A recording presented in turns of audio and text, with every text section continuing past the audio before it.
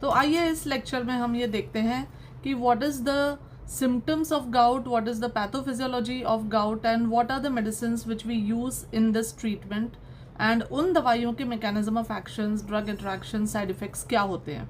तो gout basically एक metabolic disorder है। मेटाबॉलिक डिसऑर्डर क्यों है? क्योंकि it is caused because of increased production of uric acid. अब नॉर्मल यूरिक एसिड लेवल हमारी बॉडी में होना चाहिए 2 to 6 मिलीग्राम पर डेसीलीटर, लेकिन कुछ कंडीशंस होती हैं जिसके कारण ये यूरिक एसिड लेवल बढ़ जाता है, जिसको हम बोलते हैं hyper uricemia. And this hyper uricemia then results in formation of crystal like deposits. मतलब ये जो यूरेट के क्रिस्टल्स बन जाते हैं ना, जो हाइपर यूरिसेमिया मतलब ब्लड के अंदर यूरिक एसिड ज़्यादा मात्रा में घूम रहा है, तो ये जहाँ इसको कंडीशन सूटेबल मिलेगी ये वहाँ पे जाके डिपॉजिट होना शुरू करता है। तो गाउट के अंदर ये डिपॉजिट हो जाता है जॉइंट्स के अंदर। It also sometimes deposits in the subcutaneous tissue and it is called as a tophi. तो वहाँ ऐसे मल्टीपल प्लेसेस पे डिपॉजिट होता है। ये जो क्रिस्टल्स होते हैं ये once they are deposited then they induce inflammation and that inflammation results in pain, swelling and very severe pain that the patient has to take medication for that। ठीक है। अब ये प्यूरिन मेटाबॉलिज्म हमारी body में एक metabolism होता है, तो इस प्यूरिन मेटाबॉलिज्म का आफ्टर इफेक्ट होता है यूरिक एसिड। तो जब जब हमारी बॉडी में प्यूरिन मेटाबॉलिज्म बढ़ जाएगा तब तब हमारी बॉडी में यूरिक एसिड ज़्यादा हो जाएगा। तो कौन कौन सी कंडीशंस हैं जिनमें प्यूरिन मेटाबॉलिज्म बढ़ जाता है या जिनमें यूरिक एसिड सिंथेसिस या यूरिक एसिड का हमारे ब्लड में जो अमाउंट है वो बढ़ जाता है। Factors which result in increased uric acid production are, सबसे पहले डाइट। अगर हम डाइट में high quantity of purines, high quantity of those food जिनमें प्यूरिन्स ज़्यादा होते हैं, जैसे रेड मीट हो गया या सी फूड हो गया, अगर ये कंज्यूम हो रहा है, if the person is consuming a lot of alcohol, especially beer, then it can result in increased uric acid. If the person is obese, so obesity by itself can result in increased uric acid production. Then some diseases like renal conditions होती हैं, diabetes हो गया, high blood pressure, these conditions also can result in high uric acid production. फिर एक होता है secondary hyperuricemia. So secondary hyperuricemia मतलब which is because of some other condition or some drug induced. तो कई बार कुछ ड्रग्स जो डायबिटिक्स होते हैं हमारे, देन देर आर पायराजिनामाइड हो गया, लेवोडोपा हो गया, ये जो ड्रग्स हैं कई बार ये यूरिक एसिड का एक्सक्रीशन कम कर देती हैं and as a result they increase uric acid in the body. Then some cancer conditions like leukemias, lymphomas, polycythemia, so इनमें specially when the patient is getting chemotherapy and radiotherapy, तो उनमें क्योंकि nucleic acid metabolisms fast हो जाते हैं and then lot of uric acid production then starts and that also results in gout. So ये सारी conditions जब हमारी बॉडी में यूरिक एसिड ज़्यादा ब्लड में आ जाए, अब ज़्यादा ब्लड में कब आएगा? या तो वो ओवर सिंथेसिस हो रहा है या फिर वो अंडर एक्सक्रीट हो रहा है, क्योंकि नॉर्मल कंडीशन में हमारी बॉडी में यूरिक एसिड बनता रहता है और वो एक्सक्रीट होता रहता है यूरिन में। लेकिन अगर यूरिन में एक्सक्रीट कम हो रहा है और अगर वो ज़्यादा बन रहा है, दोनों ही कंडीशंस में यूरिक एसिड बढ़ जाएगा एंड यूरिक एसिड बढ़ते ही फिर वो हाइपर यूरिसेमिया करेगा और वो छोटे छोटे क्रिस्टल्स के रूप में हमारे जॉइंट्स में जाके, सबक्यूटेनियस टिश्यूज़ में जाके जमा होगा and then it will trigger an inflammation and it will result in a gout like condition or a gout arthritis. तो let's see now what is the pathophysiology. Inflammation कर क्या रहा है, इसमें हो क्या रहा है, वो भी देख लेते हैं and then let's go to the medicine which are going to be effect. तो पैथोफिजियोलॉजी में क्या होता है कि जैसे ही बॉडी में यूरिक एसिड बढ़ गया, अब ये जाके साइनोवियल जॉइंट जो है अपना, उसका जो एरिया है साइनोवियल फ्लूइड में, उस फ्लूइड में जाके इसने यूरेट के क्रिस्टल्स बना दिए।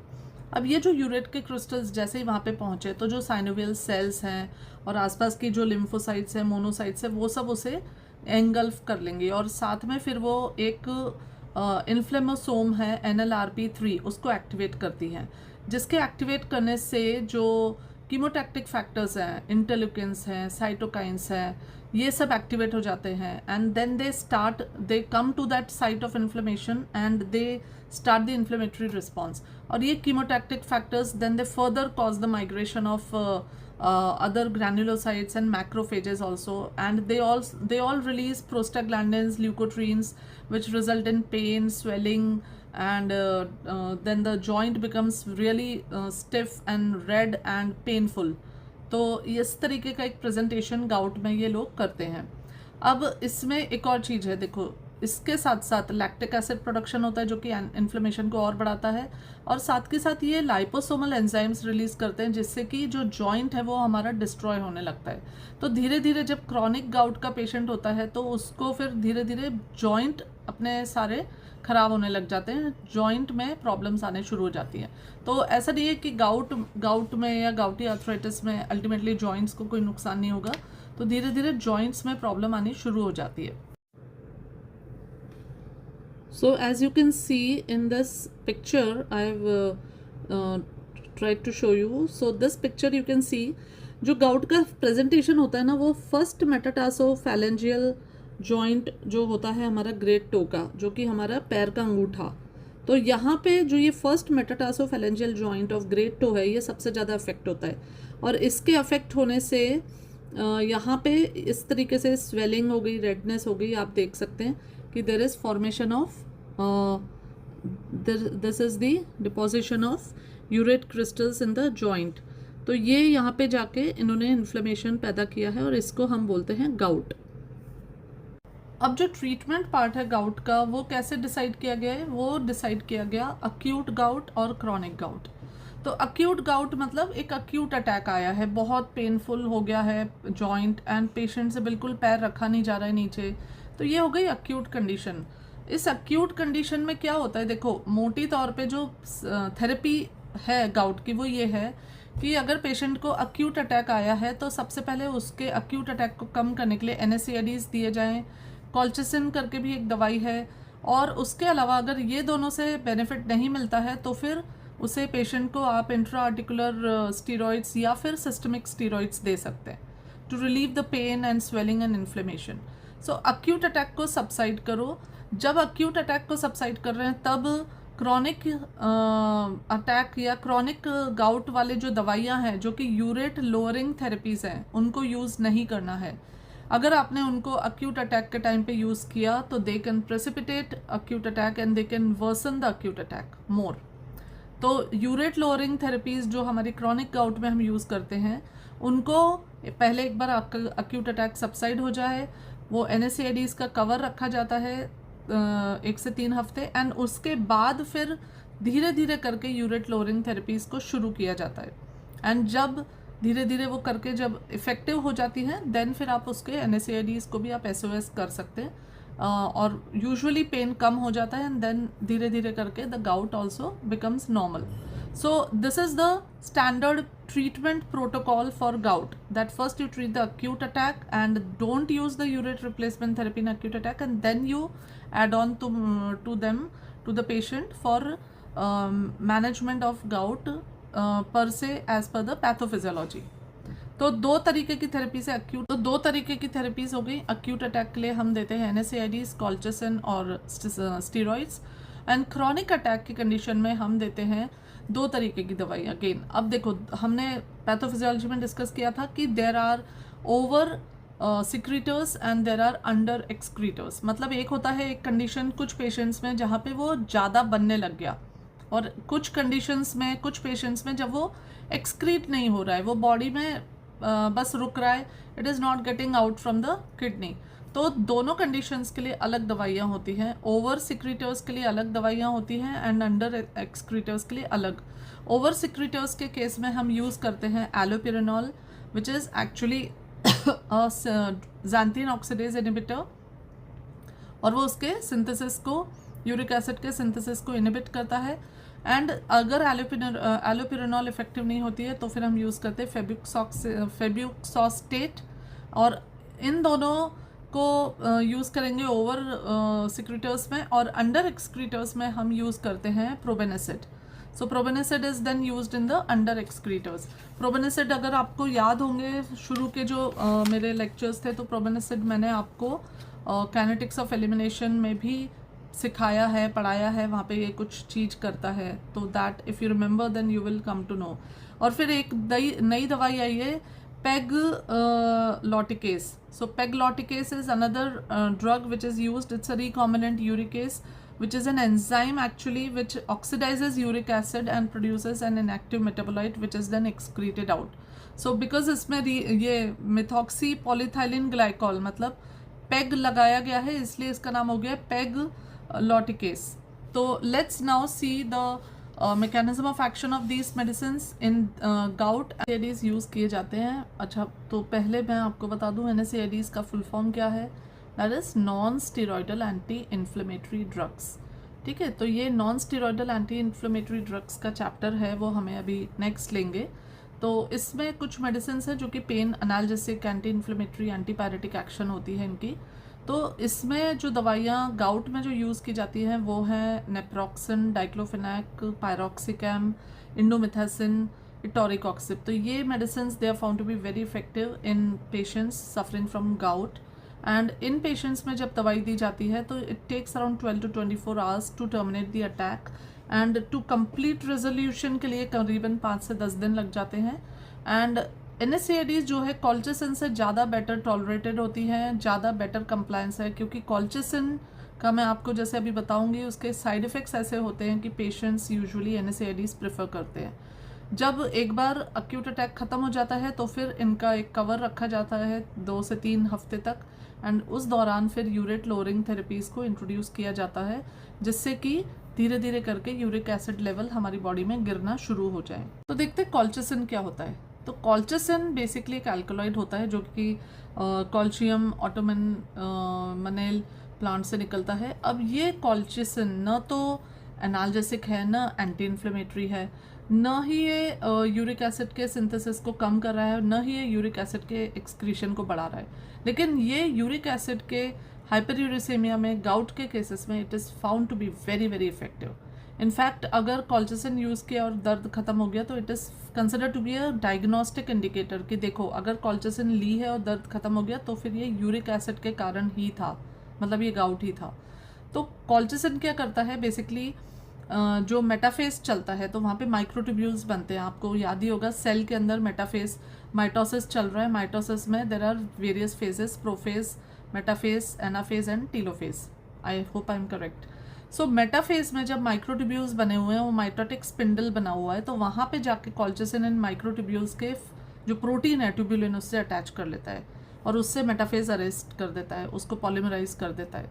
तो इससे क्या होता है, जो इन्फ्लेमेशन के मीडिएटर्स हैं जैसे ग्रैन्युलोसाइट्स हैं, मैक्रोफेजेस हैं, जो पूरे कीमोटैक्सिस चल रहा था, इन्फ्लेमेशन प्रोड्यूस हो रहा था, वो सब एकदम से हॉल्ट हो जाता है, ख़त्म हो जाता है, रुक जाता है. और उसके कारण जो गाउट का जो इन्फ्लेमेशन है, जो पेन है, स्वेलिंग है पेशेंट को, वो एकदम से ख़त्म हो जाती है. तो कॉल्चिसिन का जो इफेक्ट होता है वो बहुत ड्रामेटिक इफेक्ट होता है, बहुत फास्ट रिजल्ट लाता है. अगर छोटा सा अटैक है और उसमें आप बहुत माइन्यूट डोजेस ऑफ कॉल्चिसिन दे दो तो वो एकदम से उस अटैक को, उस बीमारी को मतलब उगने से पहले या उपजने से पहले ही बंद कर देगा. कॉल्चिसिन का इतना अच्छा इफेक्ट है. लेकिन अफसोस कॉल्चिसिन के एडवर्स ड्रग रिएक्शंस बहुत गंदे. क्या करता है ये, नोजिया करता है, वॉमिटिंग करता है, जो कि बहुत ज़्यादा होती है बिकॉज ये GI डिस्टर्बेंस पैदा करता है because of mitotic arrest. And साथ में करता है ये ब्लडी या वाटरी डायरिया. तो ये जो ब्लडी और वाटरी डायरिया जो पेशेंट को होता है ना, उसके कारण पेशेंट की कंप्लायंस कम हो जाती है. पेशेंट कहता है कि मुझे तो NSAIDs ही दे दो, मैं कॉल्चिसिन नहीं ले सकता हूँ क्योंकि मुझे ये नहीं सूट कर रहा है. तो इसलिए फिर धीरे धीरे, हालांकि इसका इफेक्ट बहुत अच्छा है लेकिन कॉल्चिसिन प्रेफरेबल नहीं होता है. तो NSAIDs are given in the treatment of gout and colchicines are the second line therapy. फिर आता है स्टीरॉइड्स. अब देखो अगर 1-2 जॉइंट इन्वॉल्व हैं, थोड़े बहुत जॉइंट ही इन्वॉल्व हैं, तब उसी पर्टिकुलर जॉइंट में इंट्रा आर्टिकुलर इंजेक्शन अगर स्टीरॉइड का दे दिया जाए, जैसे ट्राइमसिनोलॉन है 10 मिलीग्राम दे दिया गया छोटे जॉइंट्स में, तो वो इमिडिएटली वहाँ पे जाके इफेक्ट लाते हैं, इन्फ्लेमेशन कम करते हैं और गाउट को ठीक करते हैं. अगर पूरी बॉडी में बहुत सारे जॉइंट्स में जाके है, बहुत प्रॉब्लम हो रही है पेशेंट को, पेन बहुत ज़्यादा है, तो systemic steroids like prednisolone can be given to the patient. And these drugs are wonder drugs. We know that corticosteroids are wonder drugs. तो वो तुरंत फिर इन्फ्लेमेशन वगैरह को कम करते हैं. तो इसलिए यूजुअली सिस्टमिक स्टीरॉइड्स वैसे तो कम दिए जाते क्योंकि उनके जितने फ़ायदे हैं नुकसान भी है. स्टीरॉइड्स को एकदम से ऐसे खाना भी नहीं चाहिए और एकदम से छोड़ना भी नहीं चाहिए, उनके बहुत सारे प्रॉब्लम्स हो जाते हैं. सो स्टीरॉइड्स जहाँ तक अवॉइड किए जा सकते हैं वहाँ तक अवॉइड किए जाते हैं. NSAIDs वगैरह से ही काफ़ी रिलीफ पेशेंट को मिल जाता है। आते हैं एलोपिरेनॉल पे। तो allopurinol is actually uric acid synthesis inhibitor. तो ये जब क्रॉनिक गाउट हो गया, जैसे अक्यूट अटैक तो हमने चलो NSAID कॉल्चिसिन या स्टीरॉइड से इनसे मैनेज किया। अब जो क्रॉनिक गाउट है, मतलब जैसे कंटिन्यूस अटैक्स के बीच में भी पेशेंट को स्टिफनेस है, पेन है, स्वेलिंग है और बॉडी में हाइपर यूरिसेमिया है और धीरे धीरे स्किन में टॉफाई बनने लग गए हैं, अलग अलग बॉडी में अलग अलग स्थानों पे क्रिस्टल्स डिपॉजिट होने लग गए, तो ये फिर क्रॉनिक गाउट की कैटेगरी में आ गया। तो यहाँ पे अब हमको यूरिक एसिड कम करने के लिए दो तरीके ही अपनाने, या तो हम उसका एक्सक्रीशन बढ़ाएंगे या फिर हम उसका प्रोडक्शन कम करेंगे। तो प्रोडक्शन कम करने के लिए यहाँ पे हम यूज़ करते हैं एलोपिरेनॉल एंड फेब्यूक्सॉक्सटेट। तो allopurinol is a xanthine oxidase inhibitor. Xanthine oxidase enzyme जो है बेसिकली यूरिक एसिड का सिंथेसिस करता है। तो जैसे ही हम उसके एंजाइम को इनहिबिट करेंगे तो यूरिक एसिड सिंथेसिस होना कम हो जाएगा।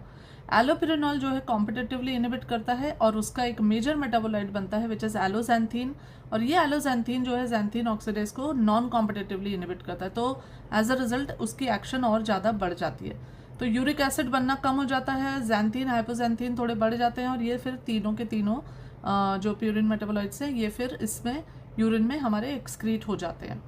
अब एलोपिरेनॉल ओरली दिया जाता है। एलोपिरेनॉल के साथ इसमें प्रिकॉशंस इंपॉर्टेंट है, कॉन्ट्राइंडिकेशंस इंपॉर्टेंट है ये कि एलोपिरेनॉल जब पेशेंट ले रहा है तो उसको उसके साथ में अच्छे से लिबरली पानी ज़रूर पीना है, क्योंकि जब ये सारा जो सिंथेसिस कम हो रहा है साथ के साथ थोड़ा बहुत जो भी बॉडी में मूवमेंट हो रहा है इनका यूरिक एसिड का, तो अच्छे से लिबरल वाटर इनटेक होना ज़रूरी है ताकि यूरिक एसिड जो किडनी में एक्सक्रीट फटाफट हो जाए, वहाँ जो बचाव खुचा है वो भी वहाँ से निकले और सिंथेसिस भी कम हो जाए। It is contraindicated in hypertensive patient, pregnant ladies, lactating mothers, in children, in elderlies, in patients with kidney and hepatic disease. इनमें सब में मना है, बिल्कुल नहीं देना है।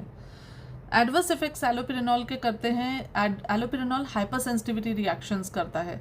तो हाइपर सेंसिटिविटी रिएक्शंस में जैसे रैश हो गया, फीवर, मलेस, ये मसल पेन, ये सब हो गया। ये सब चीज़ें जैसे ही आप एलोपिरेनॉल बंद करोगे वो स्टॉप हो जाएंगी। लेकिन इस केस में याद रखना है, then you don't start the allopurinol again because then वो सीरियस रिएक्शन कर देगा। तो एलोपिरेनॉल के कारण अगर किसी पेशेंट को हाइपर सेंसिटिविटी हुई है देन डोंट गिव एलोपिरेनॉल, गिव फेब्यूक्सॉक्सटेट। हमारे पास दूसरी दवाई है। देन एलोपिरेनॉल इंट्रैक्शंस इसके बड़े इंटरेस्टिंग है कि ये क्या करता है, ये inhibits the degradation of 6-mercaptopurine and azathioprine. तो इसके कारण फिर क्या होता है, एज़ाथायोप्रिन और 6-mercaptopurine जिसको बोलते हैं 6-MP, इनकी एक्शन बढ़ जाती है। तो फिर ऐसे केस में इनकी डोज को 1/3 करना पड़ता है। डोज 1/3 करते ही क्या होता है, फ़ायदा होता है कि एक्शन भी अच्छी आ जाती है और साइड इफ़ेक्ट्स भी कम हो जाते हैं। तो ये अगर हमें 6-MP या एज़ाथायोप्रिन की एक्शन को बढ़ाना है, उनको बूस्ट अप करना है, तो उनके साथ में हम एलोपिरेनॉल दे सकते हैं। लेकिन एलोपिरेनॉल थायोग्वानिन पे कोई इफेक्ट नहीं करता है क्योंकि उसका पाथवे अलग होता है। फिर एलोपिरेनॉल जो है वारफेरिन को पोटेंशिएट करता है, थियोफाइलिन को पोटेंशिएट करता है। प्रोबेनासेट को आप अगर एलोपिरेनॉल के साथ दोगे तो एक्शन तो अच्छी आएगी ही आएगी, लेकिन ये आपस में एक दूसरे की हाफ लाइफ्स को भी अफेक्ट करते हैं। तो एलोपिरेनॉल के साथ ये चीज़ें हैं। सेकेंडली एलोपिरेनॉल थेरेपी जो है कई सालों तक चलती है। तो इसमें ये ऐसे पेशेंट को ये नहीं होना चाहिए कि डॉक्टर साहब मैंने 1 महीने खा ली, 2 महीने खा ली, अब मैं क्या करूं। एलोपिरेनॉल की थेरेपी कई बार सालों साल चलती है एंड धीरे धीरे करके जो क्रिस्टल डिपॉजिट्स हैं धीरे धीरे करके वो बॉडी में ख़त्म होने लगते हैं और इवन नेफ्रोपैथी भी रिवर्स होने लगती है कई बार। फिर जो सेकेंडरी हाइपर यूरिसीमिया कंडीशंस हैं जिसमें जैसे कैंसर हो गया, कैंसर कीमोथेरेपी वाले हो गए पेशेंट्स, रेडिएशन या डायरेटिक वाले पेशेंट्स हैं, तो इनमें भी एलोपिरेनॉल दिया जाता है to reduce the hyper uricemia. Then it is ये मैंने आपको बता दिया। तो एलोपिरेनॉल को बेसिकली 100 मिलीग्राम OD की टैबलेट से शुरू करते हैं, then it is started and up to 300 milligram OD तक ये दी जाती है। मैक्सिमम 600 मिलीग्राम हम दे सकते हैं। जो कॉशन है एलोपिरेनॉल प्रोबेनासेट दोनों में सेम है कि दोनों को ही आपको अक्यूट अटैक की कंडीशन में नहीं देना है। वहाँ पे दोगे तो फिर ये अक्यूट अटैक को और ज़्यादा बढ़ा देता है और ख़राब कर देता है। एलोपिरेनॉल के बाद एक दूसरी दवाई है, latest newer non purine xanthine oxidase inhibitor, जिसका नाम है फेब्यूक्सॉक्सटेट। एंड ये दवाई जो है अगर एलोपिरेनॉल नहीं सूट कर रही है पेशेंट को, हाइपर सेंसिटिविटी रिएक्शन हो रहा है, तो फिर फेविक्सोस्टेट को दिया जा सकता है. This drug is also given orally. The only side effect that it causes, it affects the liver. It can result in liver damage. Diarrhea, nausea, headache usual side effects होते हैं. Because it is inhibiting xanthine oxidase, तो इसलिए mercaptopurine और azathioprine के pathways को भी affect करेगी. इसको एलोपेरिनॉल के साथ में नहीं देना है कभी भी. एलोपेरिनॉल नहीं दे सकते हैं तो फिर आप फेविक्सोस्टेट पेशेंट को दो, या अगर एलोपेरिनॉल को पेशेंट अनरिस्पॉन्सिव है तो देन फेविक्सोस्टेट कैन बी यूज्ड. अब जो दूसरी कैटेगरी की ड्रग्स हैं वो है प्रोबेनिसिड. प्रोबेनिसिड क्या करता है? बेसिकली यूरिक एसिड के एक्सक्रीशन को बढ़ाता है. तो एक्सक्रीशन कैसे बढ़ा रहा है ये? प्रोबेनिसिड की एक्शन होती है बेसिकली एक ऑर्गेनिक एसिड ट्रांसपोर्टर सिस्टम है जिसको ये इनहिबिट करता है. अब क्या होता है, देखो यूरिक एसिड जो है किडनी में एक्सक्रीट हुआ, प्रॉक्सिमल ट्यूब्यूल में आया. प्रॉक्सिमल ट्यूब्यूल में वहाँ पे एक यूरेट ट्रांसपोर्टर है, यूरेट 1 करके एक ट्रांसपोर्ट है जो कि ऑर्गेनिक एसिड ट्रांसपोर्टर फैमिली का होता है. तो ये यूरेट ट्रांसपोर्टर जो है यूरिक एसिड को वापस से रीअब्जॉर्ब करवा लेता है फ्रॉम द प्रॉक्सिमल ट्यूब्यूल, और as a result almost 90% of the filtrate of the urate is reabsorbed back and सिर्फ 1/10 जो है यूरिन में जाता है. अब प्रोबेनिसिड का तो काम ही है कि यूरेट का एक्सक्रीशन कराना, तो ये करता है जाके उस ट्रांसपोर्टर को इनहिबिट, और इनहिबिट करके फिर ये सारा का सारा यूरिक एसिड जो अब ग्लोमेरुलाई से फिल्टर होके प्रॉक्सिमल ट्यूब्यूल में आया है वो फिर पूरा का पूरा यूरिक एसिड जो है अल्टीमेटली यूरिन में एक्सक्रीट होता है, बिकॉज उनका जो ट्रांसपोर्टर था उसको प्रोबेनिसिड ने आके ब्लॉक कर दिया. तो ये इसका एक्शन है, एंड इस एक्शन की बदौलत ये यूरिक एसिड का एक्सक्रीशन बढ़ाता है ताकि हमारी बॉडी में जो भी ओवर सिंथेसिस हो रहा है यूरिक एसिड का वो सारा का सारा निकल जाए. अब इसमें साथ के साथ क्या होता है, उसी ट्रांसपोर्टर से कुछ मेडिसिन जो है सिक्रीट हो रही थी वहीं पे प्रॉक्सिमल ट्यूब्यूल में, जैसे पेनिसिलिन, सेफेलोस्पोरिन्स है, नाइट्रोफ्यूरेंटॉइन्स है, सल्फोनामाइड्स है, मीथोट्रेक्सेट है. ये सारी दवाइयाँ उसी ट्रांसपोर्टर से वहाँ पे सिक्रीट हो रही थी और सिक्रीट होके एक्सक्रीट हो रही थी. तो प्रोबेनिसिड जो है एक्चुअली शुरू में डेवलप किया गया था पेनिसिलिन के सिक्रीशन को ब्लॉक करने के लिए एंड पेनिसिलिन की एक्शन को या ड्यूरेशन ऑफ एक्शन को बढ़ाने के लिए. तो प्रोबेनिसिड का यूज़ था कि भाई पेनिसिलिन का जो सिक्रेशन हो रहा है पीसीटी में तो उसको ब्लॉक करो ताकि पेनिसिलिन की एक्शन लंबी चले. लेकिन साथ के साथ ये देखा गया कि ये जो है यूरिक एसिड का एक्सक्रीशन बढ़ा रहा है और एज अ रिजल्ट हमें गाउट के पेशेंट्स में भी बेनिफिट मिल रहा है. तो ये प्रोबेनिसिड का मैकेनिज्म ऑफ एक्शन है. इसको यूजुअली एक सेकेंड लाइन थेरेपी के रूप में शुरू करते हैं एलोपेरिनॉल के साथ, and it is started as 0.25 gram BD and then it is increase to 0.5 grams BD. Probenecid को जो है ये ध्यान रखने की बात है कि अगर रीनल इंसफिशिएंसी है पेशेंट में अगर सीरम क्रिएटिनिन लेस देन 2 नहीं है तो फिर आपको प्रोबेनिसिड नहीं देना है. रीनल इंसफिशिएंसी के पेशेंट में प्रोबेनिसिड को यूज़ नहीं करना है. ठीक है, ये बहुत इंपॉर्टेंट बात है. रीनल स्टोन्स के पेशेंट में इनअप्रोप्रिएट होता है. और साथ के साथ जब आप प्रोबेनिसिड दे रहे हो तो साथ के साथ बहुत सारा पानी देना है पेशेंट को, ताकि जो यूरिक एसिड इतना सारा जो एक्सक्रीट होके जा रहा है ना वो अब वहाँ पे क्रिस्टलाइज ना हो, तो वहाँ से वो फटाफट करके यूरिन में एक्सक्रीट हो एंड बाहर निकले. तो lot of fluids have to be given with the probenecid therapy also. ठीक है, ये सारी बातें ध्यान रखने की हैं. डिस्पेप्सिया करता है प्रोबेनिसिड, या हालांकि वेल टॉलरेटेड होता है. और जो लास्ट मेडिसिन इसमें आती है वो है पेगलोटिकेस. See, even I have a difficulty remembering this, so I don't know how the students are going to remember, but it's a new drug, pegloticase. So ऐसे याद रखो, pegloticase. So pegloticase is a recombinant uricase enzyme, and this oxidizes uric acid, forms highly soluble metabolites which are then excreted out in the kidney. So this is a new drug. Again, this is used now in refractory cases. Refractory. अब आते हैं हम जो latest new drug है pegloticase. सो पेगलोटिकेस जैसा मैंने पहले भी बताया कि ये एक्चुअली रिकॉम्बिनेंट यूरिकेस है, एक एंजाइम है जो कि यूरिक एसिड को ऑक्सीडाइज करता है to highly soluble allantoin which is then excreted out of the kidney. और ये क्योंकि इसमें इसके साथ में enzyme has been coupled with PEG, that is methoxy polyethylene glycol, इसलिए इसको बोलते हैं पेगलोटिकेस. अब ये जो पेग्लॉटिकेस है ये एक्चुअली यूज़ होता है रेजिस्टेंट केसेस में, रिफ्रैक्टरी मतलब गाउट जो है अपनी बाकी की दवाइयाँ एलोपिरिडोल प्रोबेनासिडिन के कंट्रोल में नहीं आ रहा है, तो वहाँ पे फिर पेग्लॉटिकेस को यूज़ किया जाता है। लेकिन इसके साथ एक बहुत बड़ा साइड इफेक्ट होता है, वो है इसका एनाफिलेक्सिस कॉज करने की tendency. It has a tendency to cause high risk infusion reactions and anaphylaxis.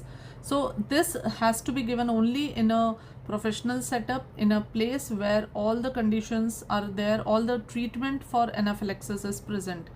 Then only it should be given to the patient. क्योंकि इसमें एंटीबॉडीज़ बनती हैं एंड इसलिए रिस्पॉन्स भी इसमें काफ़ी पेशेंट्स में कम भी हो जाता है। तो पेग्लॉटिकेस का इतना ज़्यादा बहुत अभी तक बहुत बेनिफिट आया नहीं है, except in rare cases where there is refractory gout, वहाँ पे हम इसको तो एक फटाफट सा रिकैप, गाउट एक मेटाबॉलिक डिसीज़ है, हाई यूरिक एसिड हो गया, hyperuricemia which is either because of over secretors और अंडर एक्सक्रीटर्स। अक्यूट अटैक में हम देंगे NSAIDs, colchicine and systemic steroids और topic intra articular steroids. And chronic attack में, क्रॉनिक गाउट में हम देंगे यहाँ पे ओवर सिक्रीटर्स को हम देंगे एलोपिरिनॉल एंड फेबुस्टॉस्टेट, और जो अंडर सिक्रीटर्स हैं उनको हम देंगे probenecid. Allopurinol is the first line therapy, it is the first choice, जो कि दोनों केसेस में दी भी जा सकती है। It can be given in over secretors as well as under excretors, and this probenecid is used as a second line और an adjuvant drug to the allopurinol, दोनों को कंबाइन करके भी दिया जाता है। तो ये रहा हमारा गाउट का ट्रीटमेंट प्लान।